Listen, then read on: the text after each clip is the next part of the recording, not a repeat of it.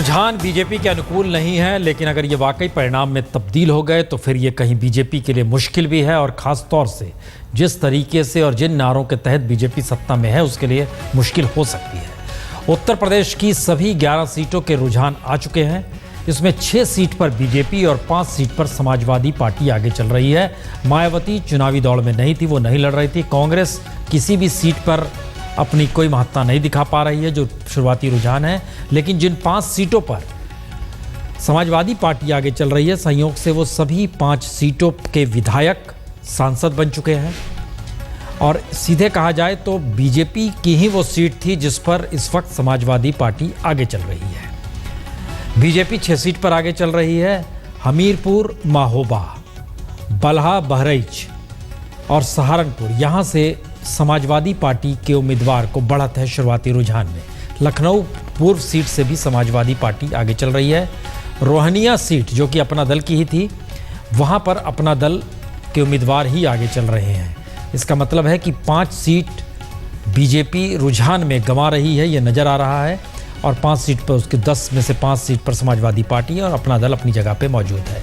संजय जी, ये हर किसी के जहन में होगा कि यह जो पुराना नज़रिया था समाजवादी पार्टी का कि यादव मुस्लिम एमवाई का जो एक समीकरण था, क्या आपको लगता है वो समीकरण काम कर रहा है? वोटिंग परसेंटेज कम हुआ तो वह जो लोग जो निकल कर आए थे नरेंद्र मोदी के लिए उस वक्त लोकसभा चुनाव में, वह पीछे हटे हैं क्योंकि सामने कोई बीजेपी का चेहरा नज़र नहीं आता और इसको किसी रूप में असर नहीं देख पा रहे? क्या वजह है? इन रुझानों से, जो प्रारंभिक रुझान है, इससे तो काफ़ी स्पष्ट दिखाई पड़ता है कि लोकसभा के चुनाव में जो वोटों का प्रतिशत काफ़ी बढ़ा था हर राज्य में। और इसमें ऐसी संख्या में बहुत सारे लोग थे जो बीजेपी के समर्थक थे, जो बड़े उत्साहित थे, जो एक देश में परिवर्तन ऐसा देख रहे थे कि 2014 का लोकसभा चुनाव एक परिवर्तन लाएगा।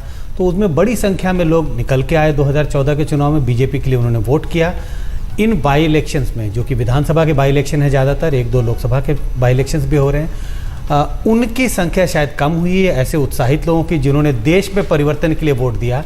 लेकिन जब ये बाई इलेक्शन हो रहे हैं राज्य के विधानसभा के लिए, तो शायद ऐसे लोग अपने घर बैठ गए। और जो आपने मुस्लिम एमवाई समीकरण की बात की, शायद ये ज़्यादा निकल के आए क्योंकि इनके लिए सत्ता को बचाने, हालांकि हमें पता है कि इससे सत्ता में परिवर्तन कुछ नहीं हो रहा राज्य में, लेकिन एक मनोबल बढ़ता है। अगर एसपी कुछ सीटें जीतती है तो एसपी का मनोबल बढ़ेगा, कार्यकर्ताओं का मनोबल बढ़ेगा। तो शायद उनके समर्थक निकल के आए और वोट किया, और लो टर्नआउट का शायद ये कुछ असर दिखाई पड़ा। आलोक जी, इसका एक मैसेज तो ये भी है कि अलग अलग राज्यों में जो बीजेपी जहाँ जहाँ अब चाहती है कि वो सत्ता में आए, और ख़ासतौर से हरियाणा में विकास पार्टी से उसने तोड़ दिया, विश्नोई से गठबंधन तोड़ दिया, शिवसेना के साथ गठबंधन को लेकर, सीटों को लेकर एक उलझन है। ये मैसेज कहीं अब सहयोगी दलों को एक ऑक्सीजन का देने का काम करेंगे?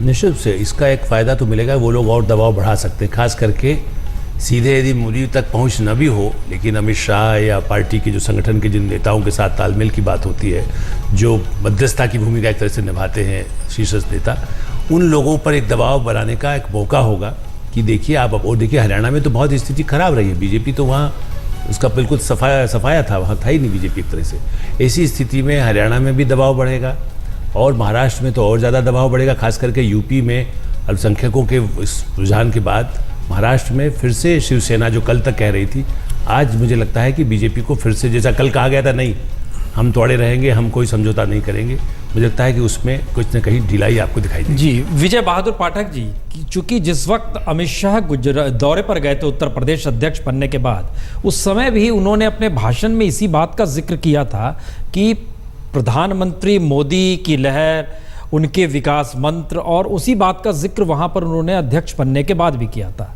तो क्या ये चुनाव रुझान है? हालांकि हम इसको अभी परिणाम नहीं मान रहे हैं, लेकिन हम आपसे जानना चाहते हैं, क्या कहीं उपचुनाव में जो विधानसभा की सीटें हैं उसको बचा पाने में वहीं के विधायक सांसद बनकर भी फेल हो गए, या ये फेलियर आपको लगता है कि केंद्र की सत्ता बनने के बाद जो अनुकूल स्थिति वोटरों को लगती थी होगी, वह इतनी तेजी से हो नहीं पाई इस वजह से?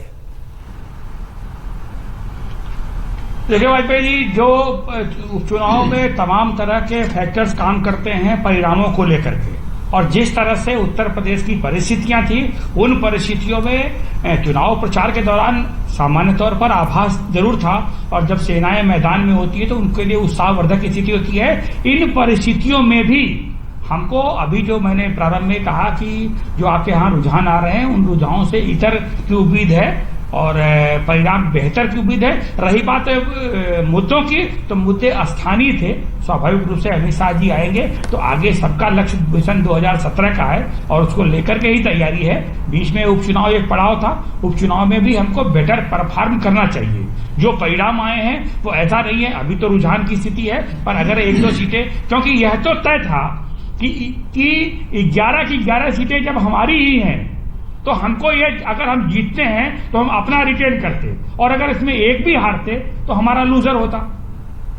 तो स्वाभाविक रूप से कार्यकर्ता ने काम किया है और परिणाम बेहतर की उम्मीद है, क्योंकि जनता के ने उस पर फैसला कर दिया है। लेकिन मुद्दे हमेशा स्थानीय ही रहे और उन्हीं स्थानीय मुद्दों पर ही पूरा चुनाव प्रचार उसके इर्द गिर्द हुआ। मुझे नहीं लगता कि केंद्र के सरकार के जो मुद्दे हैं उनको लेकर के हुआ। उपचुनाव में कई सारी चीजें प्रभावित करती हैं, जैसे बलहा और निकासन की यदि आप चर्चा करेंगे तो पूरा का पूरा निर्वाचन नहीं, आप जिस बात का, हम एक मिनट पाठक जी, आप जिस बात का जिक्र कर रहे हैं ये अपनी जगह सही है, लेकिन एक चीज संजय जी कमेंट कीजिए, मोरवाड़िया जी हमारे साथ जुड़ चुके हैं, लेकिन एक चीज आपसे जानना चाहेंगे, क्या ये पूरा प्रोसेस ऐसा नहीं लग रहा है सब कुछ के केंद्र में मोदी ही है, बीजेपी गायब हो गई है? राजस्थान का हम जिक्र कर रहे हैं तो मोदी फैक्टर सामने आ जा रहा है, गुजरात का जिक्र कर रहे हैं तो मोदी फैक्टर सामने आ रहा है, यूपी का जिक्र कर रहे हैं तो मोदी फैक्टर सामने आ रहा है। ये बीजेपी के लिए घाटे का सौदा तो नहीं है कहीं? नहीं, पार्टी के लिए चिंता का विषय है। हर चीज पे जीत होती है, हर चीज पे मोदी फैक्टर, चाहे वो आप असेंबली में जीते हारे, लोकसभा की जीत हो, तो लॉन्ग रन में मुझे लगता है पार्टी के लिए बहुत नुकसान है। किसी भी पार्टी में अगर सारा प्रोसेस, सब चीज एक आदमी पर केंद्रित हो जाए तो बहुत नुकसान होगा। ये नुकसान वाली चीज है। अर्जुन मोरवाड़िया जी, हम पहली बार देख रहे हैं गुजरात में एक सीट आणंद पर कांग्रेस के कैंडिडेट आगे चल रहे हैं, आपकी प्रतिक्रिया क्या है? देखो, एक गुजरात में जो 9 विधानसभा की सीट और 1 पार्लियामेंट की सीट सभी भारतीय जनता पार्टी की थी जी, और ये सभी सीट पर जो चुनाव हुआ पार्लियामेंट में बहुत भारी बहुमत बीजेपी को मिला था। और इस दफा जब हमारी यहाँ की मुख्यमंत्री आनंदीबेन पटेल ने कहा था कि ये 16 तारीख को जो यहाँ परिणाम आने वाले हैं बाई इलेक्शन का, तो ये 10 सीट है एक पार्लियामेंट की मिलकर, वो हमारे जो प्रधानमंत्री है उनका जन्मदिन है, उन जन्मदिन की हम भेंट करेंगे। और भारी मात्रा में सरकारी तंत्र का उपयोग करके उन्होंने प्रचार किया था। और ये उसमें कई सीट तो ऐसी है कि जहां हम 20-20, 25-25 साल से जीतते नहीं थे। लेकिन जो पहला रुझान आज अभी तक मिला है उसमें 4 सीट पर कांग्रेस आगे है, 5 सीट पर बीजेपी आगे चल रही है। तो ये बड़ा ही सिग्नल है जो अमित शाह ने मुंबई जो अपने कार्यकर्ता की मीटिंग में कहा था कि भूल जाइए कि 2014 का पार्लियामेंट का इलेक्शन था, उसमें मोदी वेव चल रहा था। वो मोदी वेव नहीं था, हमने जो एंटी गवर्नमेंट मुहिम चलाई उसका रिजल्ट आया। और महाराष्ट्र में भी उन्होंने अपने कार्यकर्ता को एंटी गवर्नमेंट मूवमेंट चलाने को कहा। यूपी में भी उन्होंने यह कहा कि भाई जो वहां कम्युनल तनाव है वो आगे बढ़ेगा तो हम जरूर ये यूपी का चुनाव भी जीतेंगे।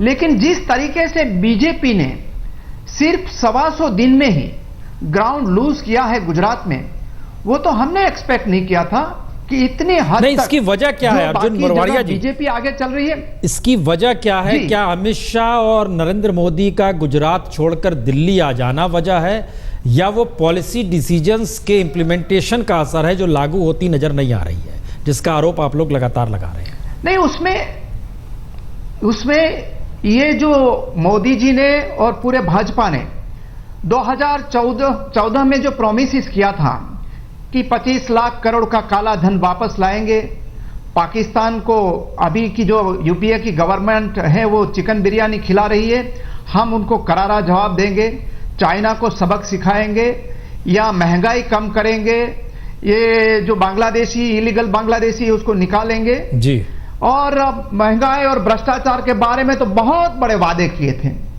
मैं ये नहीं चाहता कि 100 दिन में महंगाई कम हो जाए या भ्रष्टाचार कम हो जाए या 25 लाख करोड़ का काला धन आ जाए, या लेकिन जो रोड में बना वो तो उल्टा ही बन रहा है। ओके। महंगाई बढ़ाने का रोड मैप बना रहा है। नहीं, इसका और एक अभी आप जो ठीक कह रहे हैं, पाकिस्तान है लेकिन वो हमें एक सबक मिनट, सिखा रहा है। इसका एक मतलब क्या आलोक जी ये निकाला जाए कि जिस मूड को डेवलप और बिल्डअप किया नरेंद्र मोदी ने, प्रधानमंत्री मोदी ने उस पूरे मूड को डाइल्यूट कर दिया, जिसका जिक्र वो कर रहे हैं, पाकिस्तान, चाइना, महंगाई, कालाधन, रोजगार।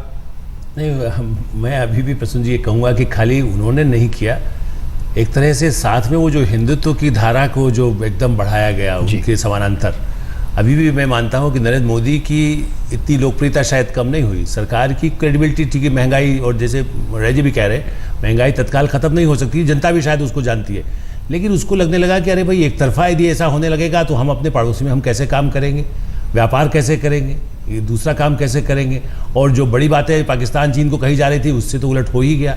तो इन सब का असर स्थानीय स्तर पर जरूर पड़ रहा है, यूपी में भी और गुजरात में भी।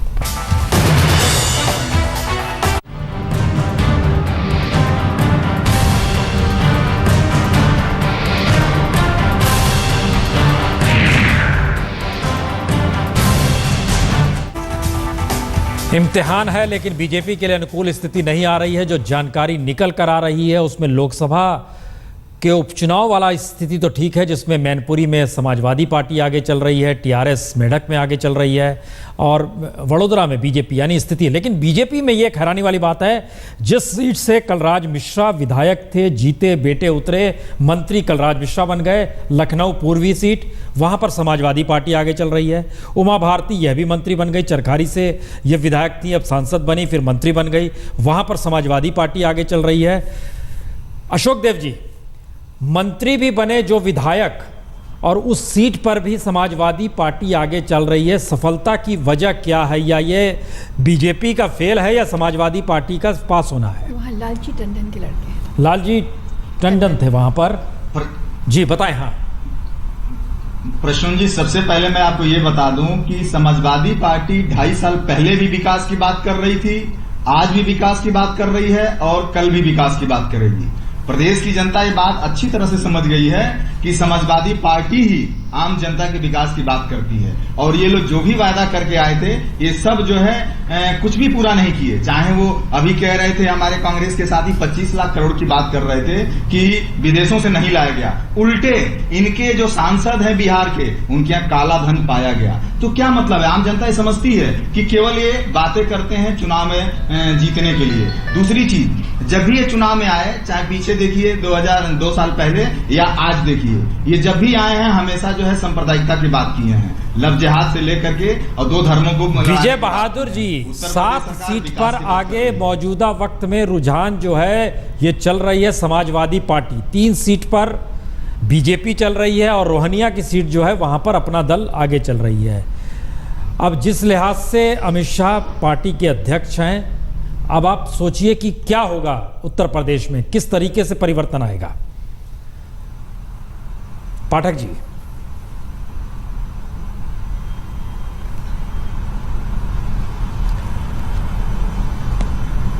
हम लौटते हैं। देखें लाइन खराब है या पाठक जी बोल नहीं रहे हैं, बड़ा अजीबोगरीब है, क्योंकि वाकई जिस तरीके से प्रधानमंत्री मोदी कैबिनेट के मंत्री उनके जो अपने कह रहे हैं किस रूप में सरकार चल रही है, पार्टी के भीतर से जो आवाज़ आती है अमित शाह किस रूप में पार्टी चला रहे हैं, क्या ये मैसेज उत्तर प्रदेश के लिए एक खतरनाक स्थिति में है बीजेपी के मद्देनजर?